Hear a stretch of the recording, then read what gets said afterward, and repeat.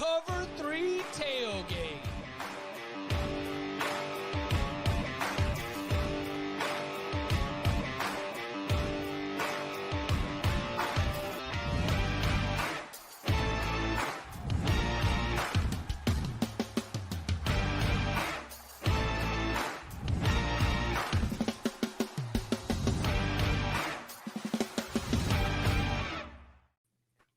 And welcome back to the Cover 3 podcast here on CBS Sports. That's Tom Fernelli. That's Bud Elliott. That's Danny Cannell. I'm Chip Patterson coming to you live at youtube.com/cover3 and everywhere you get your podcasts on demand.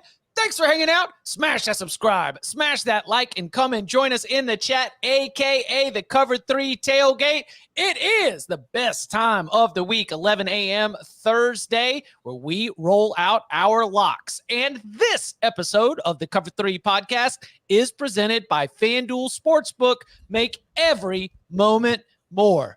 Gentlemen, a lot to get to on a loaded slate, bangers up and down the schedule, but we begin, as we always do, with a look back at the week that was. Bud, 5-3 week, Troy boy. Trojans getting it done, win handily, cover that 3.5. Boston College also on the field, +2.5. They did it on the money line. Also cashing a win with Alabama -3 against LSU. UNITY, Latifah hits, Kentucky -4. Texas team total over 27. Push on Ole Miss -3. The only losses were those Rutgers team total under, the Oklahoma -5.5 against Oklahoma State, and then Navy -6.5 as well. 5-3 for the week. That's got you at 57-46 for the season. Thoughts on week 10?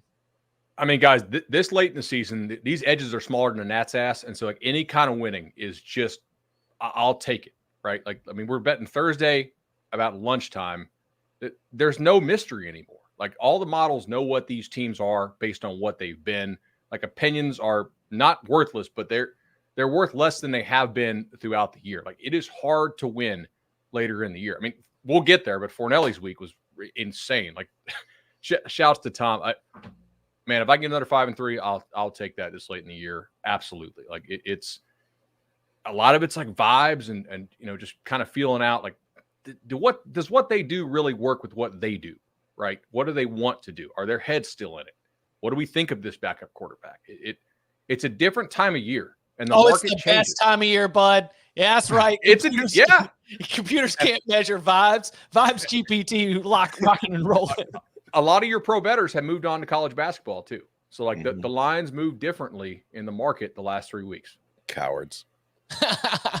All right. So again, 57-46 for the season for Bud. 4-4 week for me, you know, pushing around the money, tipping the dealer and getting on out of here. The wins were Alabama -3, Kentucky -4, Georgia Tech +2, and Coastal Carolina. I did a soliloquy about Jarrett Guest, the second string quarterback, only to find out shortly before kickoff, nah, baby, we're down to Vasco, the do-it-all, dual threat, third string quarterback at Coastal Carolina. Vasco does enough to bring the shots home. Those are the 4 wins. The 4 losses were the Missouri-Georgia over 54.5. Nothing going for me there. Lost a lock fight to DK on the Bedlam total. I was on the over. He was on the under. Got a loss on the Michigan team total over 41.5. Again, heartbreaking. They finished with 41. And the push was Wake Duke under 45. It finished 24-21. And then Air Force -18, the worst play of the week. 4-4 for the week, 42-44 for the season. Danny, 3-5 week. The wins were the Kansas State-Texas over, that lock fight win on the Bedlam total. That does end up coming in under. Iowa Northwestern under 31.5. A push on Rutgers +19. And then the losses, you were also with me on Air Force. Oklahoma -5.5. You were riding with Bud. Georgia -15. Again, dogs end up winning by 9. Florida -5.5. Florida State -21. How are we moving ahead?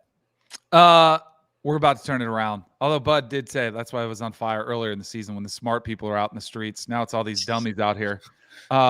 So the Air Force one, it's a wash. It happens, right? Total laid an egg. The Georgia one I would take every time again. I think Georgia was close to covering that number. I would still make the same bet. Rutgers, I know that's about as bad as beat as you can get, especially when Gavin Wimsatt is driving inside. They throw a pick six, 14-point swing. Gator Dan is retired. Never again. And then the Florida State game, that one probably bothered me the most. I think I mentioned this on here. Mike Norvell took the knee at the end of the game, let the clock expire, could have gone for style points and the cover. I think a lot of coaches might have done that to take care of their fan base. He did the classy thing on the road, said, nope, we'll let it run out. That one probably stung the most. Yeah. That not the fact that you had all those yards and not points. That wasn't the part that stung. No, yeah. It was the last. It was the let the clock run out. Yeah, that was the thing that bothered me the most. As the Cover 3 tailgate, we did address Army and Air Force, but the 5 possessions with turnovers in your own territory at the very beginning of the game, you just can't allow for that much to be put in a service academy's game, that much leverage to be given away. Mm-hmm. Speaking of leverage, Tom Fernelli just absolutely ski masking these books out here in week 10, 7-2. The wins were Colorado State, Wyoming under 41.5. We told you what the weather was going to be in Laramie. Also over 60.5 in LSU, Alabama, the under 31.5 in Army Air Force. Minnesota, first half, -0.5 point because of the Johnny Newton suspension. Kentucky -4. Arizona +3, got it done on the field. Houston +4. The only losses, Virginia Tech +9.5, and the Ohio State Rutgers under. We finally had an over in an Ohio State game against a power conference opponent. You are now to 57-52 on the season. That's second place, my friend. How we feeling? I'm mad at my dog because if you'll remember the weekend I had to put my dog down. I went 1-11. So if you take that weekend out where I was kind of distracted, I'm winning this competition. So thanks for nothing, Frank. As for last week, wow. As for last week, I mean, I don't know. I'm seeing the board good. I got my totals down. Feeling good about them. More totals this week? Maybe. All right. Well, we've learned our lesson. Week 10 in the books. A 19-14 week for the gang as a whole. Love to see it. So as we look ahead to week 11, I ask you, gentlemen, you all ready to lock it up? Yes, sir. Since 2005, the under in games between service academies is 40-9-1. We're picking locks. Give me an over in this one as well. A little 2-for-1 special. Don't get these locks. I was a sicko last week. Y'all were watching the good games. I was live betting the hell out of ULM Kentucky. My Blue Plate special 5-star locks are coming. 5-star master lock. Lock it You up. want these locks. I'm living and dying every point, every cover. From the locking chair to your eyes and ears, let's get it going with the early bird picks. On Thursday, we've got the number 11 Louisville Cardinals, 1 win away from clinching a spot in the ACC championship game. They are 20-point favorites against Virginia. Also in the Sun Belt, Louisiana with a 9.5-point favorite against Southern Miss. Anybody got a lock for Thursday night football? If it was 21, I might take Virginia. On just Louisville that good. Virginia's been fight. They fight hard. They keep it close-ish, and then Louisville pulls away. But I really would love that 21. Yeah, Virginia's my Twitter tip at 20.5. If it was 21, I might consider locking it up. I see some 20s on Spank odds. I'm going to take those 20s. I'm going to lay it. Ooh, lay them. Look, there are some injury concerns here for UVA. Musket, the quarterback, obviously. Our favorite, Calandria, may have to play. They also lost Robinson, the linebacker. When he went out, UVA's defense just completely went to crap. It was awful. And Georgia Tech ran on them nonstop. Look, Jeff Brom's an offensive coach. They've scored a limited number of points in some recent weeks due to some various injuries and things. I think they're a little healthier now. I don't like UVA's ability to craft a game plan on short rest, and I do think Louisville can come out and score 40-something. I don't know how many UVA can really score with Calandria. Louisville's defense has continued to put together super impressive results. And that was, again, like basically in my mind, it flipped with the Notre Dame game. When you said, holy cow, they held the Fighting Irish to less than 50 rushing yards. Like that's when I started to take them a little bit more seriously. Obviously, they followed that up with disastrous performance against Pitt. But then since then, 23-0 Duke, 34-3 Virginia Tech. You've got fair criticism if you want to push back and say, hey, but look at the quarterbacks that they were playing in those games. But also look at the situation that we've got here with the Wahoos. So don't hate that at all. On anything else for Thursday? Okay. On Friday, SMU. Actually, Ooh. yeah, I want under 53 in Southern Miss Louisville. You know, I look at this. Yeah, I look. I mean, the profile of these football teams has changed a little bit for me. I know some respected people who like over, but I would expect a pretty heavy rush approach with ULL on QB3 because I don't know how many people were watching this ball game, but Zion Chris went down in the game last weekend against Arkansas State. So they're on QB3 fields because Woolridge was already out for the year. He was the original starter. And since the bye week, Southern Miss has come out and they've just kind of gone back to what they did last year, which was running the football a ton with Gore. And the defense has been a little bit better. So I would expect a heavier rush profile here, maybe a little more running of the clock. Neither team really looks to push tempo. And I think this game is something that's played in the 40s. So go ahead and give me the under. Good for you. Just, I think good luck. Yeah, good luck. Friday, SMU at home against North Texas and Wyoming on the road at UNLV as the Running Rebels try to keep their Mountain West title hopes alive against the Cowboys. Anybody got a lock for Friday night? I do. Yeah. I am taking North Texas plus 17. SMU's a little banged up. So we don't know if Preston Stone's playing. There's a couple other guys that were questionable. We don't know if they're going to be playing.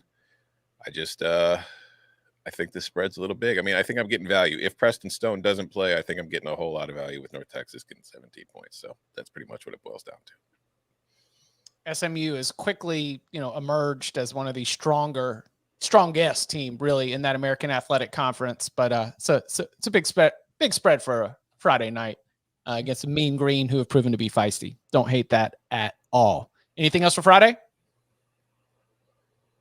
Nope. All right. Coming up on the other side, we turn our attention to the Saturday slate, starting with any locks for Michigan at Penn State, plus Tennessee, Missouri, Georgia-Ole Miss, Oregon, USC, and more. Next.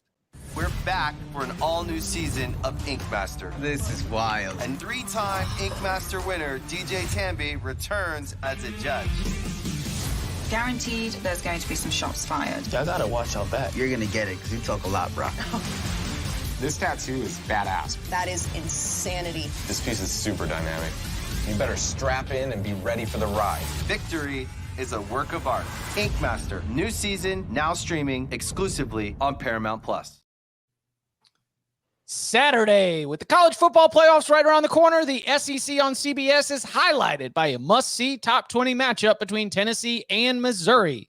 Live coverage begins at 3:30 Eastern. Saturday, the SEC is on CBS and streaming on Paramount+. Now, in the noon window, leading into our SEC on CBS game of the week, we've got one of the most anticipated matchups of the entire college football season as the Michigan Wolverines, we expect, will finally face some resistance in Happy Valley. Not a whiteout, but a stripe out. Okay. I don't know how that affects the spread. I've got data on whiteout. I don't have stripe out data. So listen, we are like the blue, white, blue, white sections. It'll look cool from the blimp. Yeah. I'll have to add that to my model. Yeah, you do. Well, I mean, do you have a whiteouts for 3 points? Yeah, what about checkerboard Saturday in Neyland? Like there's lots of different ways you could factor that It in. depends on what year the game's played. Like Neyland now, there might be a checkerboard, like, optimizer effect, but prior years, not so much. Like 2017, not so much. Yeah. Yeah. All right. So the most important part of this really, I think, is Penn State's defense, which, we've seen Michigan be able to bowl right over most of the teams that it's played and most of the defenses it's played. Michigan, a 4-point favorite on the road, over under a 44.5. Who wants to get going? I got a lot, but I don't want to. I got a lot. Why don't you start? Jump out the gate. I got one. We all got one. Give me the under. You just said so. I mean, do you guys have the numbers on the defenses? I mean, everybody kind of knows where they are. Two of the best defenses in the Big Ten, two of the best defenses in the country. You just said if Michigan rolls over them, like if that happens, I have zero confidence that Penn State is going to be rolling right back down the field. So I think if there was a blowout, I think I still have a chance. I don't think there's any chance this is a shootout type of game. So I like the under all day long. I think the more likelihood is just like we saw Ohio State and Penn State, like a very similar game unfolding. And we talked about that in the preview. Marvin Harrison Jr. was the difference in that game. I mean, how many points did he account for just by himself with the plays he made? And I don't think either one of these teams has a guy like that. Let me just go ahead and jump in right after that. Penn State team total under 19.5. And if there's a 20 out there, obviously I would love that. But I had an amazing, sort of takeaway when Tom was detailing the other side of, no one's taken a snap inside the 10-yard line. No one's had a 1st and goal against this Michigan team. If you have scored against this Michigan team, it's because it's been an explosive play, busted coverage, some kind of mistake. And that's going up against, as Tom mentioned, a Penn State offense that is methodical, that is plotting. The area of this game in terms of the matchup and trying to predict what's going to happen is that I don't know if Penn State's going to be able to get to 20 points. And so, if Michigan does, all of a sudden start putting hands on them, will Jim Harbaugh, to embrace the villain and try to run it up? Possibly. I don't think that'll happen. Penn State's defense is too good, but I am more certain in the Penn State offense against Michigan defense side of this. If the Nittany Lions win this game and pull off an upset, it is going to be a score that's a little bit closer to that Ohio State game. So give me the Penn State team total under 19.5. I'm told that having signals is worth 10 points. So I'm assuming based on this spread that Penn State is really a 6-point favorite, but they've moved to Michigan -4 because they know their signs. And I'm going to go with the sign knowing. I'm going to take Michigan -4 because I'm not going to overthink this. I don't think Penn State's going to score a lot of points either, but I don't know how many Michigan will score. I think Michigan is capable of putting up a lot of points on Penn State. I've seen them do it to good defenses before. I don't expect it. I just think they're capable of it. So I'm going to take Michigan -4. They're the better team. I trust their offense. I trust their defense. I love Penn State's defense, but I think it's actually slightly better than Michigan's. It's just, I think the difference between Michigan's offense and Penn State's offense is very wide. And I do not see Penn State getting a bunch of points in this. So Chip, I like your play. Danny, I like your play. I'm just not going to overthink it. Michigan -4. Yes. And mute button gets on the board right off the bat. Maybe that's the gambling gods telling me I shouldn't do this, but lock agreement with Tom. All right. Maybe the Penn State offense really has improved in recent weeks. It's certainly possible that it has. And I think that it probably has some. But I do believe that was more to do with Maryland. And I just think Michigan is pretty damn good along the lines of scrimmage. And I think they have the better quarterback. Both quarterbacks are pretty talented. McCarthy's just further along in his development. Honestly, Drew Lock might be sort of similar to where McCarthy was last year. Mm-hmm. And I like the better quarterback, and the team is a little more physical. So lay him. Also, I wrote about this too in Big Time on Tuesday. Penn State is starting to push the ball down the field vertically more. Started with the UMass game, then they tried to do it against Ohio State, and they've continued to do it the last few weeks. Problem is, Drew Lar's 1 for 15 on those throws. So it's there's a difference between trying it and executing it. And I think that's going to be a problem this week too. All right, in the 3:30 slate, it is the SEC on CBS game of the week. Tennessee and Missouri in Columbia. The Vols, narrow favorites right now as we're looking at it. Tennessee -1. Both teams inside of the top 50. Tennessee -2 even. Over under around 58.5. Anybody got a lock for the Vols and the Tigers? Do we have any update on Luther Burden? That is my hesitation. I don't know.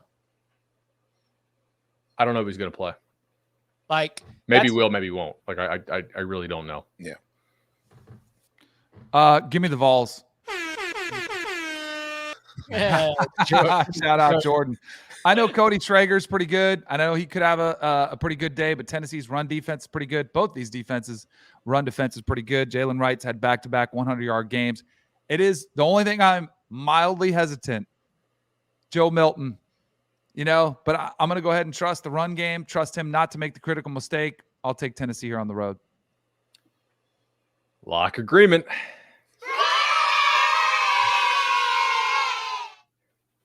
So I bet Tennessee last week, and I was a little discouraged when I saw all these guys sitting out for him.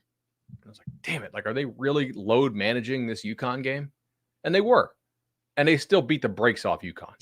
And now I expect those guys to be back. Importantly, left tackle John Campbell, who they got from Miami in the transfer portal, really good player. Like, he's somebody who I think matters in this football game. Milton has looked more comfortable over the last couple games. So you could tell me it's Kentucky and UConn, and you're right. But I do think he's playing with a little more comfort in the system. They're getting a little bit healthier. I still like Tennessee's defensive line a lot to get enough stops. And I just think the Vols are a better team. So I'm going to go ahead and lay them here. SEC on CBS. That's right. Let's go. You can watch it on CBS, America's Most Watched Network, the network of stars. You can stream it on Paramount Plus. All right. In the evening window, Athens, Georgia. Georgia playing host to Ole Miss. Cover 3 tailgate. Popular discussion has been Bud Elliott's. I guess, Bud, I'm not going to let you have to take that. We have all been pretty critical for Ole Miss this year. We've talked about it a lot on the big game breakdown. I'll tell you what, Trey. So Trey in the tailgate was saying, will you take your Ole Miss hate down a notch when we cover versus Georgia? Well, Trey, I'm going to tell you this. You might, at the end of 60 minutes, have covered this spread against Georgia. But I'll tell you what ain't going to happen is you're not going to be within a touchdown at halftime, because I am locking up Georgia -6.5 in the first half. As we mentioned in big game breakdown, Kirby Smart, he's going to know that there's a trip to Neyland to play Tennessee on the other side of this. There will be a point in the second half where, as long as an advantage has been established, they're just going to park that thing. They're just going to just squeeze the life out of the rest of that game. You see the urgency start to leave the offense, see everything kind of slow down. But I do think that in order to set up that opportunity to get the game over with quickly, you do have to be aggressive early. So I like Georgia to be able to come out aggressive in the first half, to be able to give themselves the opportunity to sort of, sim to end in the second half. And at 6.5, I like the opportunity to jump on that. So give me the Dogs -6.5 in the first half against Ole Miss. What? Can you throw that question on the screen again? I didn't catch that. All right. What? Where was it? There we go. Trey Scosi. That's an interesting spelling. Look, I really just don't engage in fantasy.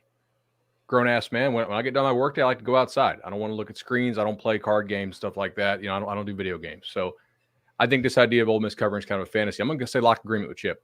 Oh, yeah. Importantly here, look, man, I was already betting Georgia here. I think Ole Miss's defense is a scam.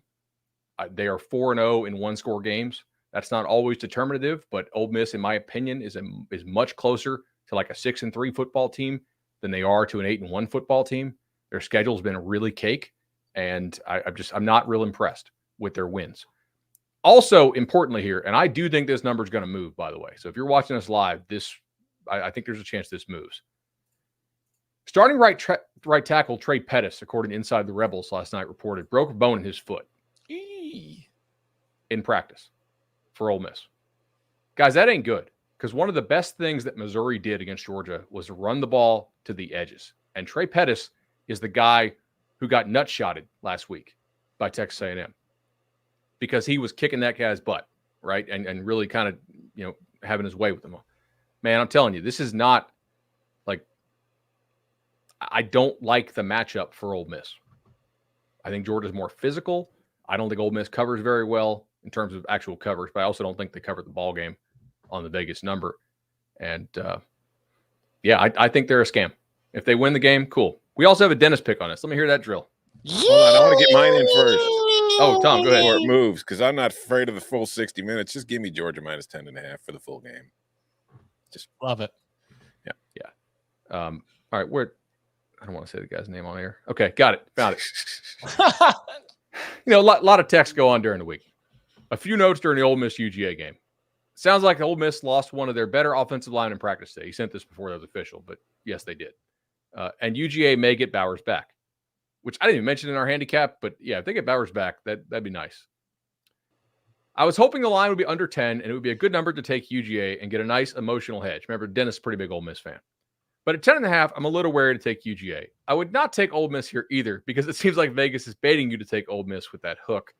I don't really think that's how Vegas works, but all right. Ole Miss defense started to look really bad in the fourth quarter versus A&M last week. They did, yes. The last 7 drives for A&M were absolutely insane, and that's not a good offense and a backup quarterback who may have broken ribs. Ole Miss defense started to look really bad in the fourth quarter A&M last week, and they finally decided to put some pressure on Johnson at the very end. But I'm having trouble putting that out of my mind. Me too. It's kind of weird this works. I'm looking for a good emotional hedge, and I think I've landed on UGA team total over 34.5. I like this because I think UGA will likely run away with this game, but it gives me some wiggle room if Ole Miss plays well on offense and keeps up with them. Tooth emoji, lock emoji, =, UGA team total over 34.5. You know what? Somebody asked me in the comments, what are you thinking about this game? I'll take that. I'll take the UGA team total of 34.5. I kind of like that. I'm gonna lock it up. Because here's what thing I bet Georgia the last 2 weeks. First week got them right against the Gators. Last week burned a little bit, but I told you guys I would take it every time. I do think we're still there's still this narrative is like, ooh, can Georgia, are they going to get tested? Look at their schedule, so much harder than we thought it was going to be. And look at all these ranked teams. They're still Georgia. They're still better top to bottom. But the other thing that scares me, Lane Kiffin, king of whatever it takes to cover, like whatever it takes at the end of the game to potentially, get that 10. So I'll just, because I don't think their defense is very good either. And I think Carson Beck and company has a big game. If Brock Bowers is back, oh my goodness, I like this one even more. So I'll go ahead and lock up Georgia team total over. So this is an interesting discussion to be had, by the way, because I do think that Lane is pretty good at covering, like as a big favorite. Mm-hmm. And I'm not saying he won't try to throw shots late, but Lane also, he does play to win these games. And it causes if you're actually as a coach playing to win, and we talked about this with Dion and with a couple of our coaches earlier this year, like they're just playing to keep it close to not get embarrassed. Schiano, like at Rutgers last week. Was right. Like those are the coaches you want to bet on as big dogs because they're not actually trying to win. They're just trying to milk the clock and score enough points to not get embarrassed. Lane actually, to his credit, plays to win. They make the correct blackjack card decision on whether to go or punt. Now, the problem is if you don't get it, it increases your chance of getting blown out. Now, he's got like $50 million guaranteed and is already rich. So I don't think he really cares if they get blown out or not. He's trying to win, right? A loss is a loss in his mind. But it does give me a little pause when I bet on Lane as a big dog because I know he's not just trying for the cover as a big dog. He tries to win. And that does create a larger distribution of outcomes where you lose by like 21 plus. Needs to try harder considering his record against these teams. I don't know if they monitor everything that we put in the search engine here on a work computer, but I just want to go ahead and put on this company record that when I put in the words egg bowl dog pee, I promise I'm doing something for work because it's hilarious that the dentist is going to go with an emotional hedge on this game because the dentist famously had the egg bowl middle of 2019 where cashing his bet in that game because of the dog pee penalty also helped with a win total that he was sizably invested in and just cashed across the board, full clean out. Shout out to the dentist. That's your emotional hedges have worked before. Maybe it does cash in here too. All right. Late night, 10:30 p.m. Eastern time. USC Trojans. We're going, you got 2 defensive coordinators. You got 1, maybe. We're promoting. Hey, Brian Odom and Sean Newell, you're going to be the new defensive coordinators with Alex Grinch gone. A lot of problems you're going to fix. I don't know how many of them can be fixed in 1 week, especially when your opponent is the Oregon Ducks. Ducks are heavy favorites at home. Was 16.5 earlier this week, though I'm seeing a little bit more of a range of 15 right now. Anybody got an Oregon USC lock? I'll take one. USC. Ooh. Go ahead. Are you? No. Go ahead. I want to hear. I'm going under. Okay. I'm going under 73.5. You mentioned USC defense. I know, right? You want to see those points. So I think the difference in the defense is they're going to be more straightforward. They're not going to have as much stemming up front. I think they're going to try to, let the athletes work a little bit. I do think they've got some talent. I think they'll be able to just play football. I also think there'll be some aspect of let's not give up the big plays. And I think if Oregon does move the ball, they're more than capable of plotting their way down the field. But I think that'll eat up the clock. And then Oregon's defense, this is the best defense that Caleb has faced since Notre Dame, right? Because Washington's defense is awful, and he was able to torch them. Most of the defense he's put up his big numbers in. He hasn't played great against the better defenses on the road.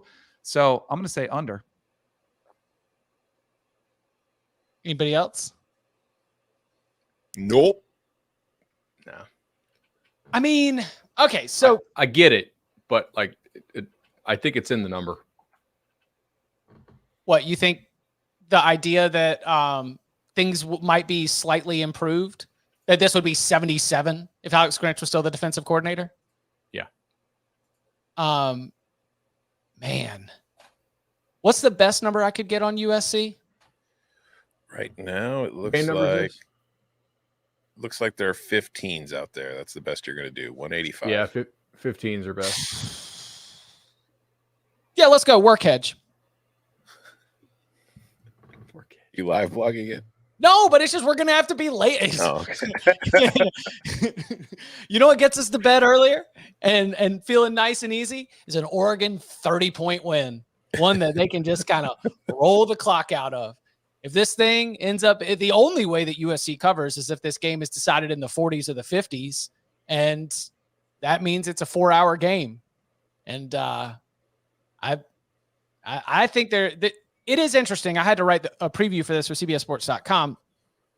They've gone 3-3 in their last 6. They've given up 44 points per game in that 6-game stretch. It's been disastrous, no doubt.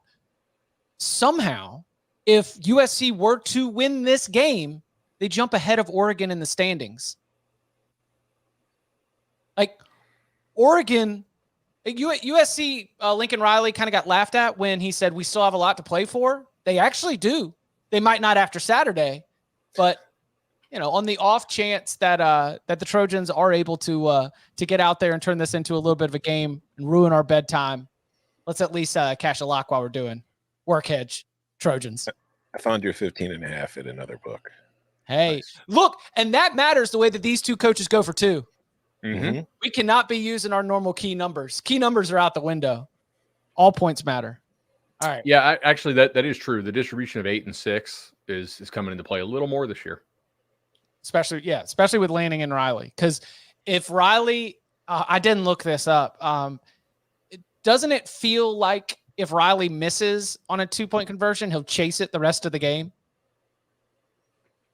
Trying to get it back. Depends on the score of the situation, but yeah, possibly. Possibly. All right. Coming up on the other side, we open up the entire Saturday slate. Our best bets, locks for Week 11. Next. You a lawman or an outlaw? Bit of both, I reckon.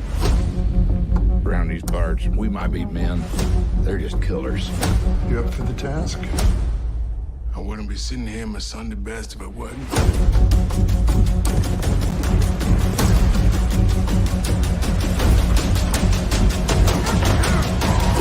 I'm warning you, your wicked days are done.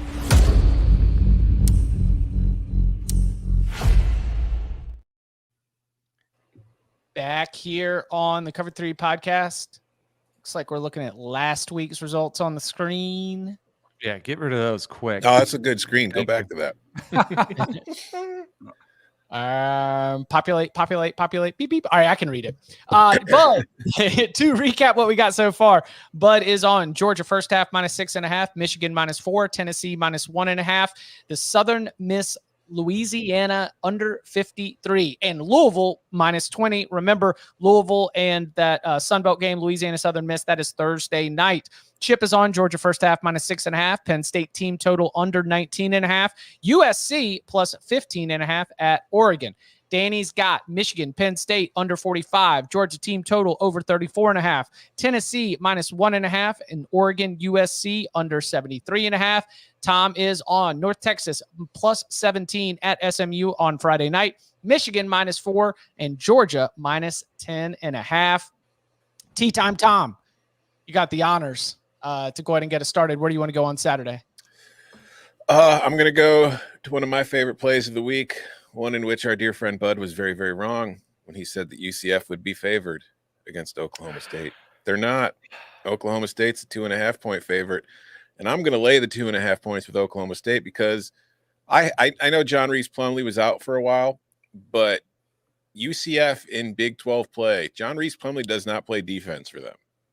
And their defense has been torn apart by every Big 12 team that they have played. Even Baylor put up like 36 points on the Knights, and Baylor stinks. Like, Cincinnati is the only team they've kept under 30. Cincinnati, like UCF, is a newcomer to the league. Give me Oklahoma State. I know there's a chance of a letdown coming off of last week's win. I don't care. I think Ollie Gordon is going to be able to run all over this defense. I think Alan Bowman has taken a step forward. I just think that this offense is firing on all cylinders right now, and I don't think the Knights are going to get nearly enough stops. Give me the Pokes -2.5. Lock agreement. All right. I mean, day trader Danny's buying Oklahoma State to send Texas packing off to the SEC with a loss in the Big 12 championship game. You think I'm going to be scared of a game in Orlando against UCF? Let's go. Yeah. Wait, day trader Danny is buying. Are you buying high? Like it's day trader a breakout. Tom and Bud, man.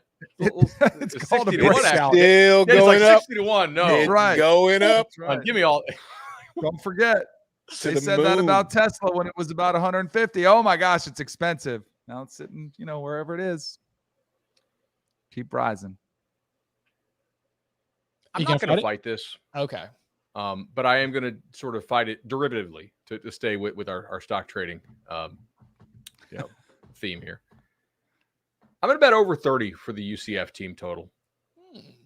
Reasonably confident UCF will score. I think UCF's offense looks better than what Oklahoma's offense has looked like recently. I'm not saying it's better overall for the season, but I do think that UCF's a tough team to prep for offensively coming off that emotional win for Oklahoma State. And it's a lot of close games they've played in a row, man. Like tough games back to back to back, and go back to West Virginia, right, to Iowa State, to Kansas, to Kansas State. This is a lot. And UCF got the win last week at Cincinnati. Didn't look amazing. I think they're going to score. Confidence. I don't know, man. Oklahoma State's riding hot. That's a confident team. They've got some momentum, Chip. They're playing good football right now. All right, no lock from me on that. Let's go to.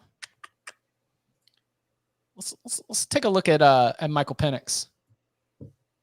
You're going up against statistically the best pass defense in the entire Pac-12. Are you going to be able to still be productive? Hell yeah. I mean, maybe not 52 points productive, but definitely enough to cover 9.5 and win by 10. So I'm going to take the Huskies. I'm going to lay the 9.5. You've got Utah's offense away from home. And while Washington's defense has certainly not been impressive, Washington's defense has been so unimpressive that, as we mentioned on Wednesday's show, what was viewed as two even teams, remember Washington -3 against Oregon in Seattle, so virtually the same team. Now our partners at FanDuel, as Bud pointed out, would have the Ducks favored by 7. There's been a touchdown of movement in the way these teams have been rated, and I see a lot of that probably coming from Washington's defense. I don't think that Utah's got the horses to be able to expose that, especially not in Seattle. And so give me Washington -9.5. I can get you 8.5. Ooh, okay. Chip line value. Let's you go. want the 9.5 instead, or? I mean, I'll take the 8.5. Just we are dealing with Utah. That's a field goal kicking ass team. So 9 could be important. I think that's the right side. I don't know if it's crazy value for me, but I totally understand what you're doing there, and I think that's the right side. All right. What about Danny? Where you want to go? You know what? I don't know if you guys saw this or not. Did you guys see Lance Leipold? His comments. I guess he was been rumored to have the Michigan State opportunity, and he was asked about Kansas. He said, "I'm here for life." He said, I'm never leaving. This is the perfect spot. And you know what? I agree with him. Give me Kansas. Give me the Jayhawks. I'll lay the 3.5 versus Texas Tech. I don't think Texas Tech is very good. I think Kansas is legitimately one of the top teams in the country. I also have seen some rumors, too, about Jalen Daniels to USC. I don't know if you guys saw that, but I don't think it matters because Jason Bean is the guy who's been playing really well. I think their defense is solid. At home, I'll lay them. I mean, don't Texas Tech's in that same TCU bucket that we talked about. No one can honestly tell me what Texas Tech is good at because they have not done one thing good or one thing bad consistently over a long course. And injuries, I mean, they've gone through quarterback after quarterback. They do it fast, though. Okay, you're right. What is the one thing Texas Tech does? Moving. Hey, yeah, urgency, 100%. But kind of like when you let your kid try to put on his shoes, but you're in a rush. Like, okay, let's go. Come on. I like that. Wrong foot, don't matter. Let's go. Tom, you look like you were pondering a fight. No, not at all. I was just pondering the Jalen Daniels USC thing. Oh, don't know if that makes a whole lot of sense. Yeah. Am I up? Yeah. All right, cool. I'm going to go with another one here where there's some injury questions, and the line has already moved a bit. I got it at 13 a couple days ago. I don't love it as much now for obvious reasons, but give me UTSA -14.5 against Rice. There's a very good chance JT Daniels will not be playing in this game for the Owls. UTSA sort of flying under the radar in that they got off to the slow start to the season at 1-3, but ever since they've entered conference play and Frank Harris has been playing, they've been playing really dang well. They are right up there with Tulane and SMU, tied for first place in the conference. I think this is a spot at home, especially if Rice is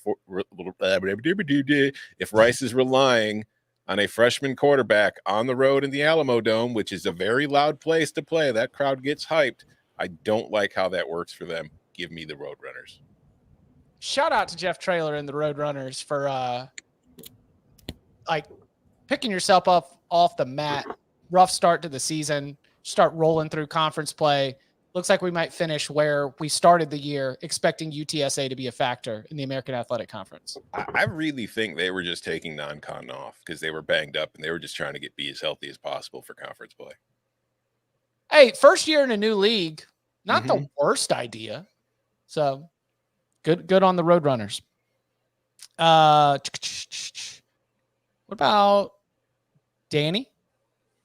Ooh, back over here. I will go. Already got that one. Oh, so Rutgers-Iowa. Yes. 28.5.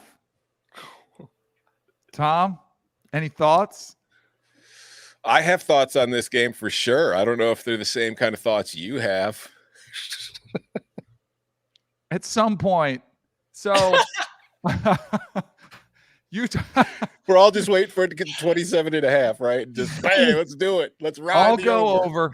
You tried this earlier. I think it was 29.5, and I think you got burned. I think I went under.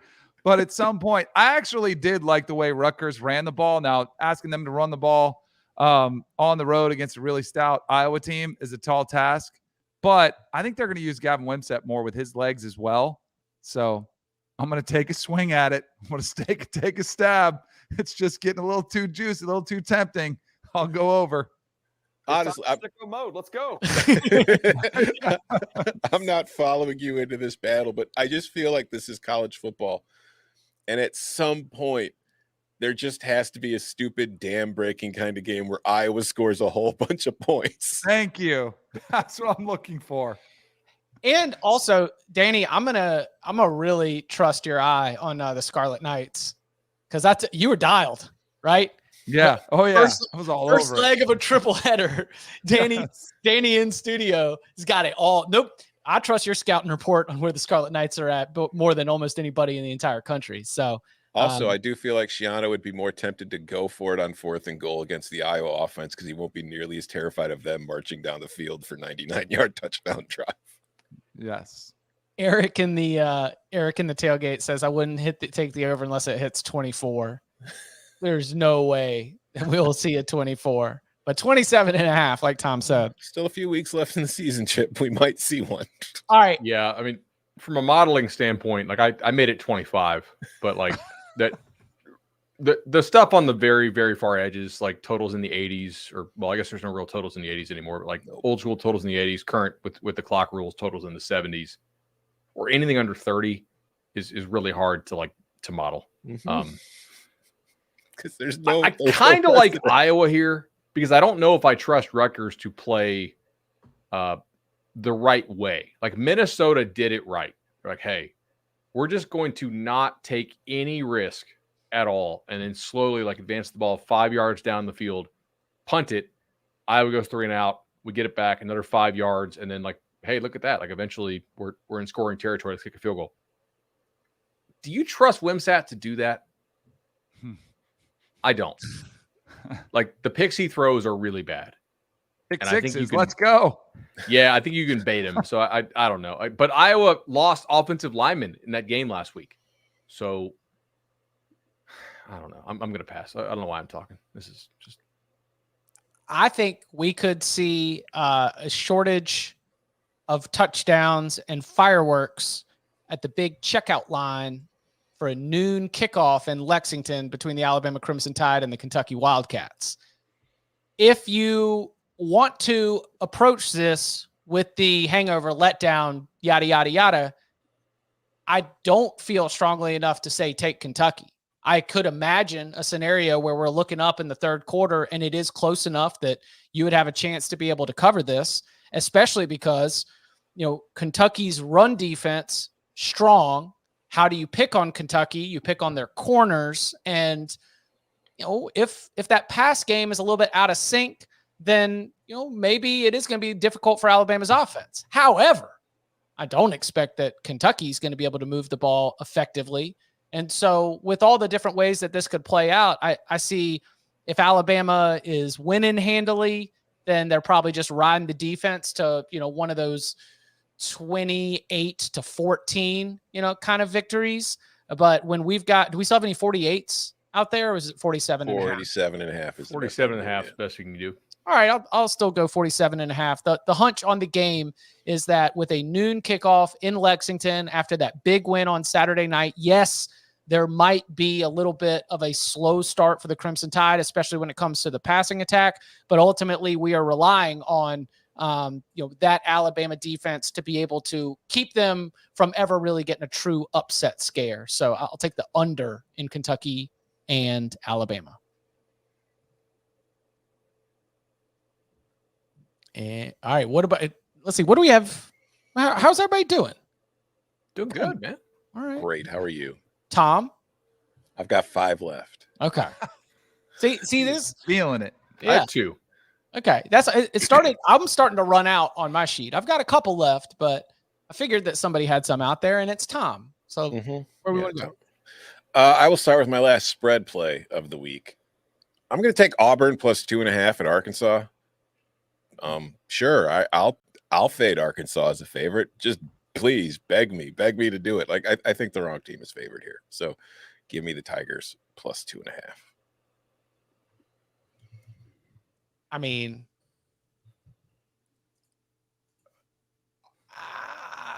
Arkansas? Yeah. Anybody want to fight it? No. Okay. All right. Question for question for the group. Oh, Whoop. do you believe? For the final home game of year one, senior of the day. Oh man, Final all the home memories game? those kids are going to have. All the from their memories. time in Boulder. This is, the senior day celebrations for the 4 players who were there from the beginning and are going to be playing their last game of college football. Arizona, as Tom mentioned in Upon Further Review, has been blistering hot against the spread. 8-1 against the spread, covering the spread by an average of 11.3 points per game. It's nuts. But a lot of that work, a lot of that covering, which has led to wins, has been as an underdog. So we've got this team that has been awesome against the spread, exceeding expectations left and right. Now going on the road, now being favored by 10 and a hook against a Colorado team that, has lost a lot recently, but they covered against UCLA and they covered against Oregon State. And they covered because Shedeur Sanders keeps picking his body up off the mat after getting driven into the ground and leading late touchdown drives in each of those 2 games leading to the cover. I don't think that we've got like a Colorado, as a spread covering machine situation at all. But I definitely think that 10.5 is a lot to ask for the Wildcats, especially when Arizona has all these other big picture, thoughts that they're looking at. And for Colorado, and I'm just saying, you could sell potentially to this Colorado team that if you could pull off this upset, that Washington State game looks much different than it did at the beginning of the season. So the path is rocky and requires a win right here. But Paul, if Arizona loses, watch out. Bud's bet might be back on the table, given the way the Cougs are looking. But give me Colorado plus the 10.5 against Arizona and Boulder. Ralphie crashing through the back door. They get bet every week. Yeah, they do. They got bet this morning though. I was watching the screen prepping for the show. They got bet and they got bet right back at them. Like this was 10.5. It got bet down to 9.5 and it got bet right back. So differing opinions, obviously. Do you guys think their offense is fixed? No. Oh, No. totally. Yeah. Do you think Arizona has a pretty good defense? Yeah. Yeah. I do too. Give me the under. Ooh. Oh, you thought I was going to lock it up. I'll take the under 55. I think the Desert Swarm is going to contain Colorado's weapons. I think at some point with the amount of hits that Shedeur is taking, I worry about him having to come out of a game. I never want to wish it on anybody, but he has taken such a pounding. They're trying to run the football more. I don't think it works. I think it's another ugly first half. A little bit worried about the second half backdoor cover. But I like the under here. Both teams, by the way, Arizona 8-1 against the spread. Their under is 8-1, and the under is 5-4 for Colorado on the season as well. Backing up your play here as I was digging into this, I do think that there has been at least marginal improvement on the Colorado side defensively. They're still giving up a lot of yards, but they're doing a good job of getting some timely stops, third down, red zone, forcing a lot of turnovers. Like it does seem like the Buffs defense has done a better job in recent weeks ever since that collapse against Stanford, heading into the bye week. Did you guys see the celeb list this week? I did not. Dropping out. I didn't either. Is that because it's at 2 o'clock on the Pac-12? 2 o'clock Pac-12 network kickoff isn't bringing out the stars quite like the big broadcast? No, they have some. I'm sure they have some. Yeah. What I did see was Deion's presser where he talks about like how he's so disappointed because he knows he has the players to get it done. Again, I think it's the refusal to admit that it's not Louis, it's Samsonite, right? Like you got a couple Louis pieces and you got a bunch of knockoffs, and like we're gonna throw coordinators under the bus because the guys you brought in are what I said they were, not what he said they were. Like, I don't know who we're going to blame this week if they lose, but I think they got a shot to win the game, actually. Right? I mean, Arizona's good, but they're not like Arizona's not Oregon. Yeah, forget Samsonite. I was going to say it was something bought on Canal Street. Yeah. something you got to get led into a back alley to go and get your hands on. All right, Bud, where you want to go? Well, the chat yesterday said I had serial killer eyes, which I asked my wife about, and she's like, "That's mean, but it's kind of true, babe." And then she said some other stuff we really can't repeat on the show. But it was and funny. you do wear camo. It was good. Yeah, she she roasted it pretty good. I want to hear some music. All right. It's time for sicko mode. Let's go. I'm a little bit lower on some of the teams in the bottom of the Sun Belt. If things go wrong, they could be like UMass UConn. That's kind of like sicko mode of a sicko mode. All right, we're trying to stay hot here. By the way, I do have a correction to make. UCF's team total is 31.5, not 30. The team total I'm about to give out is 30, so I apologize. I reversed those when I was announcing it. And we will have to put the hoodie on for this because it is pretty sick. I hope I don't knock my AirPod out. All right, let's go. Some sunglasses. It's scary. Yeah. All right. Camo mode, sicko mode. Somebody called you Dexter. This is straight Florida man play, guys. I'm going down to the state of Florida. So is Temple. Oh. They're bringing EJ Warner. And Temple might be bringing more players to this game than USF's bringing fans. And I look, I don't think USF can slow down scoring, and I really don't think that Temple can either. Give me Temple team total over 30 in Ray J. That is like maybe the sickest stuff we've had this year.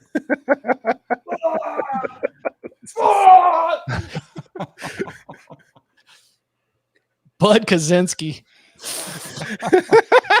Assassin's Creed, let's go. Oh my gosh. That is disgusting. All right.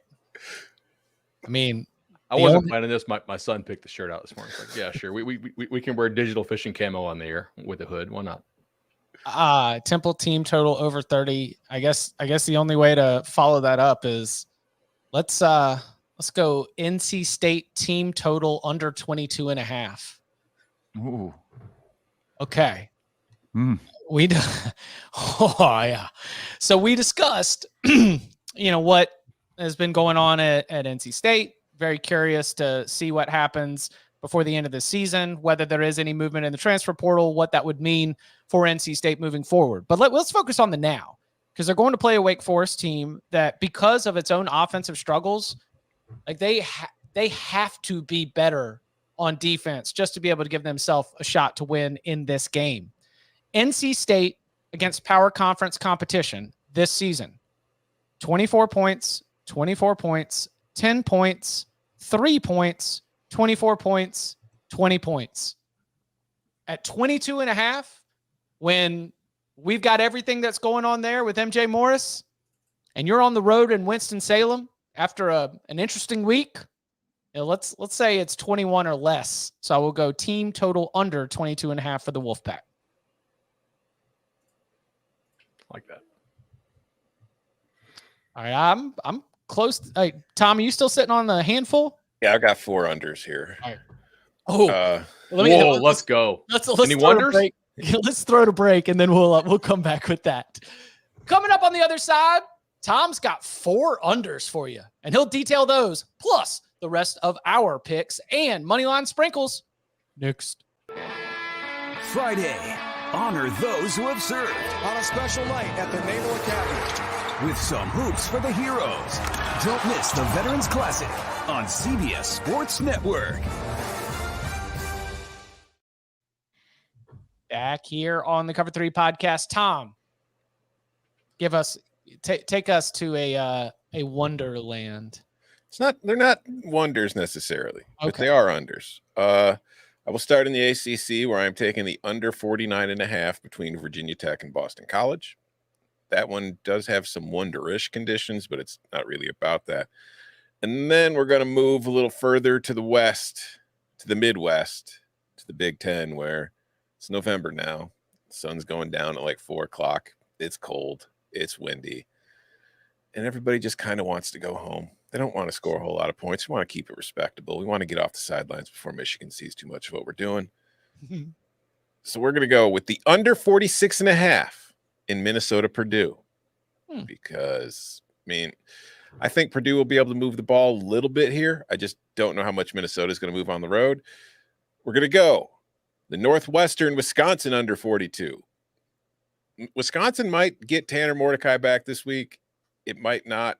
I don't know if they'll start him if he's healthy or not, but they still might be without Braylon Allen, and they'll be without DK, who is not a great receiver, but he's one of their primary deep threats, which kind of hurts them when kind of just bunches up their offense even more. So I don't know how well they're going to be able to move the ball, especially if Allen is still out. And Northwestern is Northwestern, so they're not going to move the ball very well at all.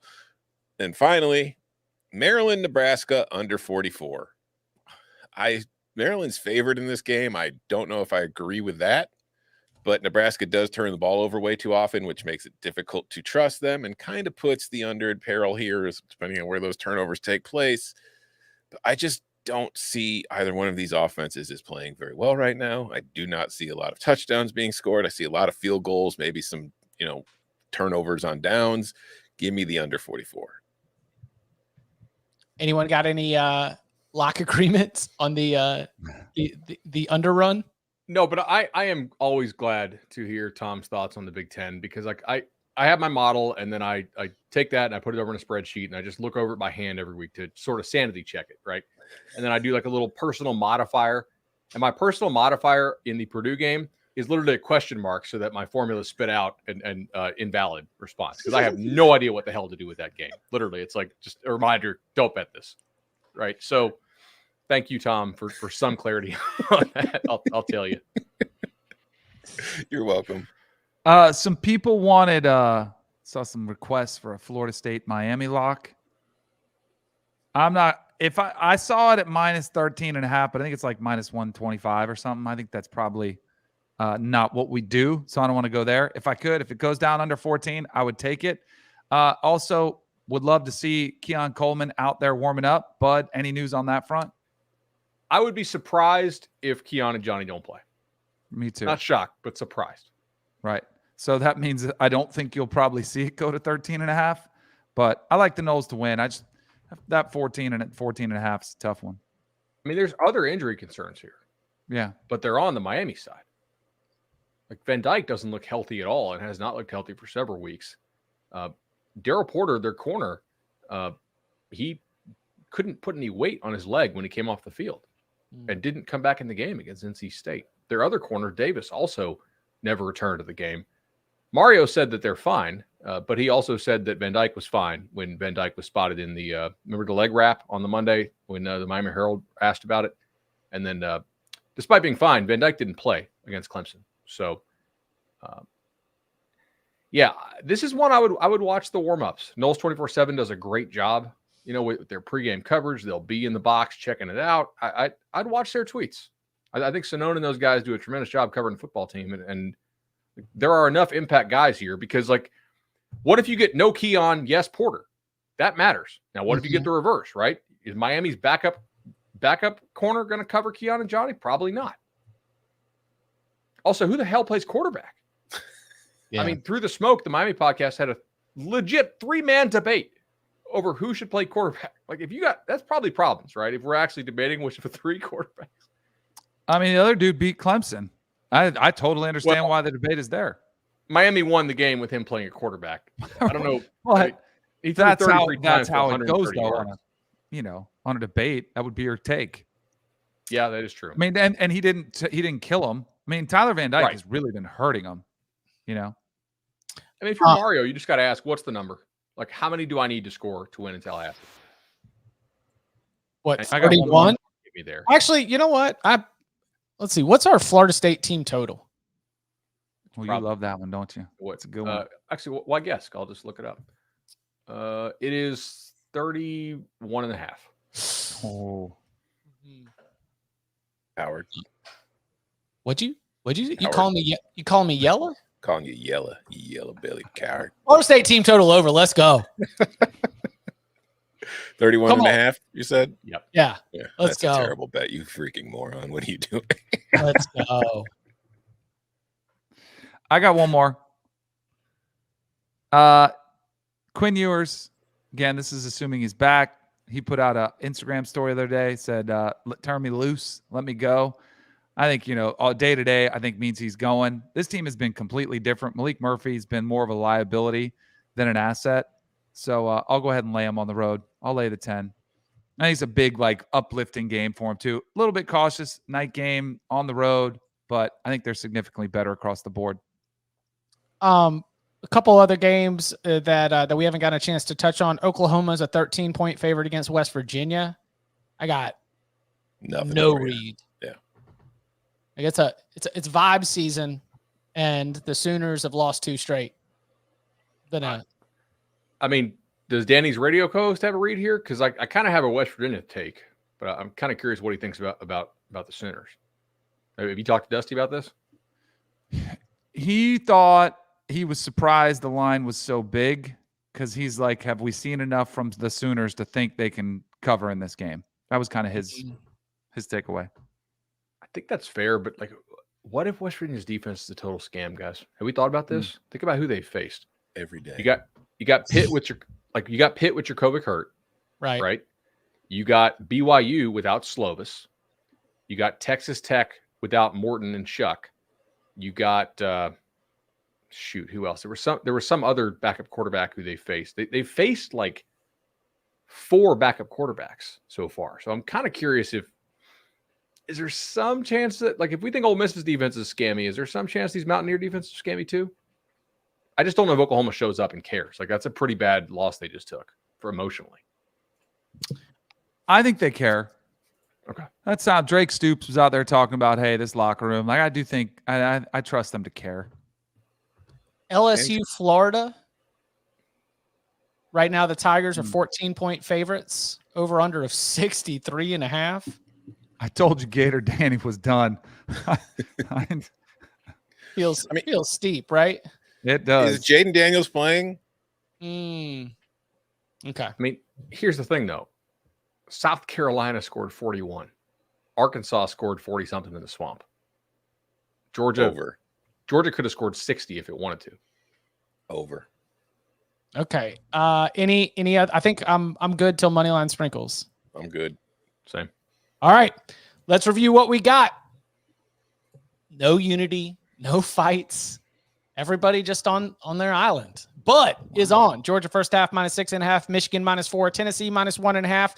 The Southern Miss, Louisiana under 53. Louisville -20. UCF team total over 31.5. And Temple team total over 30. Yuck. Chips got Georgia first half -6.5. Penn State team total under 19.5. USC +15.5. Washington -8.5. Alabama, Kentucky under 47.5. Colorado +10.5. NC State team total under 22.5. Florida State team total over 31.5. Danny is on. Michigan, Penn State under 45. Georgia team total over 34.5. Tennessee -1.5. Oklahoma State -2.5. Oregon, USC under 73.5. Kansas -3.5. Rutgers-Iowa over 28. Arizona, Colorado under 55. Texas -10. Tom is on. North Texas +17, Michigan -4, Georgia -10.5, Oklahoma State -2.5, UTSA -14.5, Auburn +2.5, and then the Undertakers got Minnesota, Purdue under 46.5, Northwestern Wisconsin under 42, Maryland, Nebraska under 44, and Virginia Tech, Boston College under 49.5. And this Moneyline Sprinkles segment is brought to you by FanDuel Sportsbook. Make every moment more. All right, as we turn our attention to Moneyline Sprinkles, last week we got, are we all graded, right? Mm-hmm. All right, so last week we had a loss for Colorado State. Mm-hmm. Okay, yeah. All right, loss for Colorado State. For Chip, cashed on Arizona +135, Clemson +140. For Danny, cashed on Arizona +135, Kansas +120. for Tom, we cashed on Boston College plus 115, Stanford plus 400, Georgia Tech plus 110. That means Danny is still our sprinkle king, 19 and 21 on the sprinkles, up 11.6 units. Tom takes over second place at 15 and 24, up 3.77 units. I remain 8 and 20, up 3.1 units. And Bud is 9 and 27, down 8.7 units. Danny, what do the sprinkles look like for this week? Lightening up the card this week. Tom's coming. Got taking no more swinging for the fences. So I'll start it off one in the ACC. We got one team going for their 6th straight win. You've got one going for they have to win 2 or 3 to get to 6 wins. And Virginia Tech, BC is on fire. Give me Boston College as the home dog to win the game outright. The other one I have, give me Penn State. Sure. Low scoring game. If they can muddy this thing up, if they can get some defensive scores, if they can get special team scores, anything can happen. It's been a wild football season. As much as we love Michigan, I think they're really good too. This will be their first big test on the road. What the heck could happen? We shall see. So I like the Nittany Lions. All right, Tom, what you got? I've got 3. I'm going to start with one, Rutgers plus 100, just because I do think Rutgers can beat Iowa.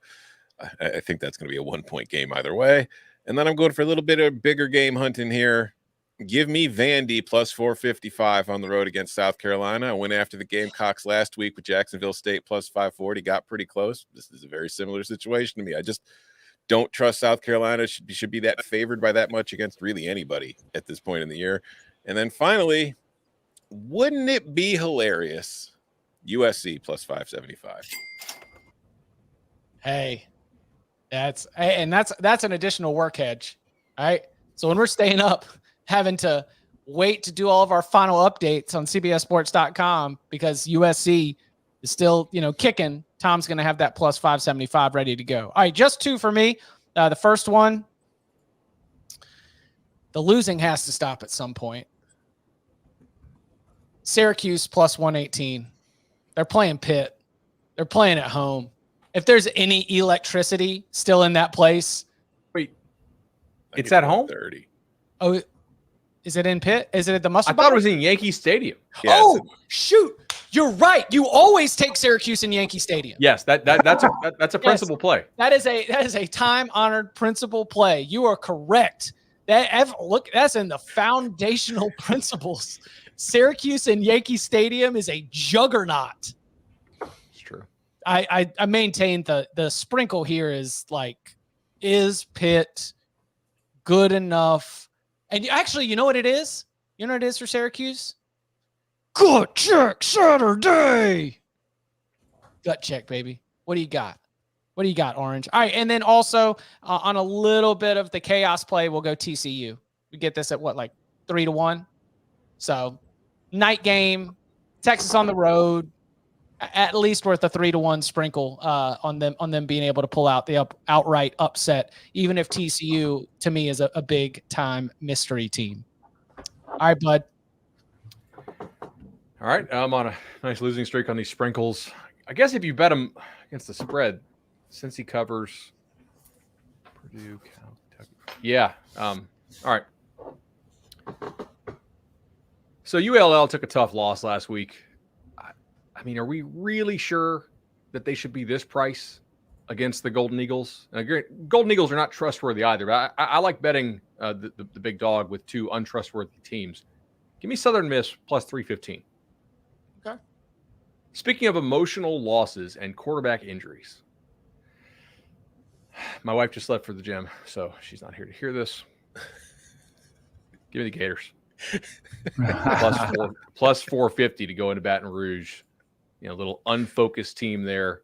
That's some return fire. I was going to say, Bud's just getting her back. That's all. Mm-hmm.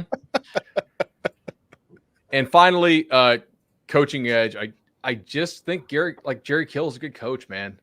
Give me New Mexico State to go on the road and beat Western Kentucky outright, plus 165. I dig it. Whew. All right. So, wait. We cannot forget to thank our friends because This Moneyline Sprinkles segment has been brought to you by FanDuel Sportsbook. Make every moment more. All right, that's about all the work that we can do for today. We will be back with you on Saturday night, 11:30 p.m. Eastern time to recap everything from week 11. And you can follow him on Twitter at Tom Fernelli. You can follow him at Bud Elliott 3. You can follow him at Danny Cannell. You can follow me at Chip_Patterson. Gentlemen, thank you very much. Come back, Jason.